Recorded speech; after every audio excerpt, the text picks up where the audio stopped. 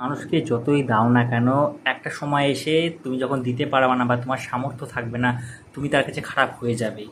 একটা ন্যাচারাল মানুষের মাইন্ড এটা, ঠিক আছে? তো তুমি যাকেই দাও না, তোমার আত্মীয় স্বজন হোক, তোমার পরিবারের আপনজন হোক, বা যেই হোক না কেন, তুমি যখন দিতে পারবে না না, তখন অটোমেটিকই সে বলবে যে আরে ভাই, তোমার তখন ওই খারাপ দিকগুলো, হয়তো তুমি একটা ভুলবশত কিছু বলে ফেলেছিলে কোনো একদিন, সেইগুলোও তুলে ধরবে।